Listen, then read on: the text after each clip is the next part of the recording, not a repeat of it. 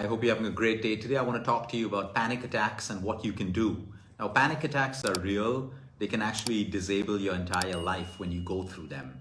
You start to live in fear, insecurity, you stop traveling, you stop going to crowded places in case you get a panic attack. While a lot of people turn to medication, and there's nothing wrong with medication if you are out of control with your panic attack. We need to understand that the human body already has an inbuilt intelligence to help you when the body goes into a state of panic. So when we go into a state of panic, it's controlled by hormones like cortisol and adrenaline. Your cortisol and adrenaline, based on the event, the situation, the person, the trigger, will rapidly increase. This will increase your heart rate, which in turn will move your breathing into shallow breathing. So when we're shallow breathing, we're automatically moved into the sympathetic nervous system, which is fight and flight. That is the nervous system that you need to be in when you're stressed out. That's a good thing. Now the problem is when we go out of control. When we're in the sympathetic nervous system, we're losing control because we're shallow breathing. Now why does that create a feeling of panic? Because we all know, you can do a simple test right now. Take a deep breath, hold your nose. And when you feel like breathing, continue to hold your nose. Okay, and your body will start going into a state of panic because trillions of cells and every vital organ in your body is dependent on oxygen for survival. Anything that compromises survival in the human body will put you into a state of panic. Panic to warn your own body that something is wrong. It's a life and death situation. It's a threat. So panic is not a bad thing. It's a warning signal. The problem is when panic goes out of control and it is triggered by things that we think we can control, but we cannot. Things like anxiety. There's nothing wrong with anxiety. That's a survival mechanism as well. But if we're trying to live a life where we're controlling people, things that we cannot control, what's the point? We should be able to control things that we can. That's when we make action points, we take certain actions, but things that cannot be controlled, you are only increasing your anxiety, you're staying longer in the sympathetic nervous system, and that's bringing on your own lifestyle diseases from diabetes to high blood pressure, cardiac problems, and even cancers. So the point is, if you're going through a panic attack, what can you do?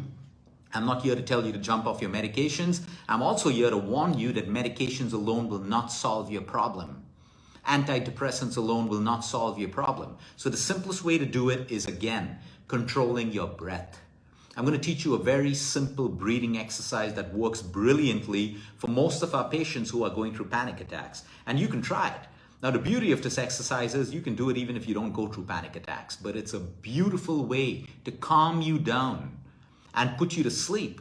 Put you into even a deeper sleep. I've spoken about left nostril breathing, alternate nostril breathing, which is your anulom vilom. We've spoken about box breathing, but in a panic attack, this way of breathing works really well. So you sit with your back straight, you could be standing, you could be sleeping, it doesn't matter, but get the breath work right. You take an inhale through your nostrils. You don't have to focus on the depth of your breath. You can just take a normal inhale. And as you exhale, you're going to exhale from your mouth. So you're going to make a sound like a ha. So if I'm going to breathe right now, I'm taking an inhale.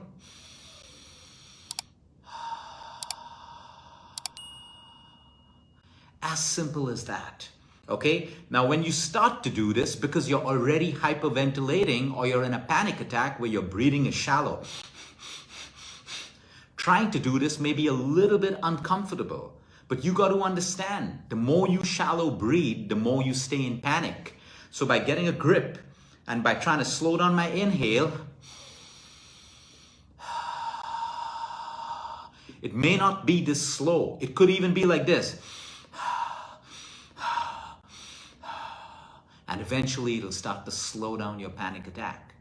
You got to understand that this may work in most cases. In some cases where it's traumatic, you will definitely need medication. On some cases, you need to be sedated. But those are rare cases. I'm talking about everyone who's getting panic attacks because you are losing control. You are losing control of your thoughts, your emotions, your feeling, your behavior. You're constantly in a state of reacting to everything, reacting to bad news, reacting to social media, reacting to everything around you. Automatically, you built up so much of stress because of your thoughts, your beliefs, your perception. Your body only responds to what you're thinking. And then you increase your cortisol, your adrenaline, and now you have a panic attack. So I want you to practice this breathing right now because you get the hang of it. And then, whether you have a panic attack or not, try it. In fact, tonight before you sleep, even if you sleep well at night, I want you to do 10 counts of this breathing. I can guarantee you, you will fall into such a deep sleep. I tried this last night. I've been traveling extensively. Came home late last night. I did about 10 rounds of this very simple breathing. I wasn't feeling anxious. I was feeling good. But I fell into a deep sleep in less than 5 minutes. I don't even know if it was 5 minutes. So I want you to try this today. And as you practice this breathing more and more, you train your lungs and your body, everything. The more you practice something, it becomes a neural pattern in your brain. And especially if you're going through a panic attack, try this breathing right now. I'm going to teach it to you once more. You take an inhale. It is not the depth, so you don't have to focus on. No, it could be as simple as a. It is so relaxing if you do it right now. Try it right now. Try it right now. And you can try to elongate that. You could try to make that longer. So try it right now. Take a simple inhale through your nostrils. The inhale is through your nostrils.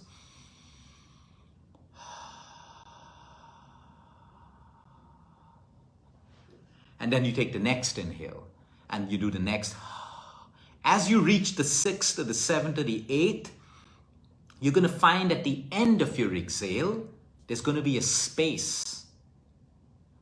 Honor that space. Don't take the next inhale until you're ready. Be in that space between your exhale, the end of your exhale, and the beginning of your next inhale. And it is in that space that you start to feel really calm and peaceful. So as you start doing this and as you start perfecting this part of your breath work, you're going to find that gap, that space between the end of your exhale and the beginning of your next inhale increases. And that is a space of calm and peace. So try this out when you have your next panic attack. It's going to work for most people. You will only know if you try it. Have a great day, everyone. Until next time, eat smart, move more, sleep right, breathe deep. And remember, you care is all about you.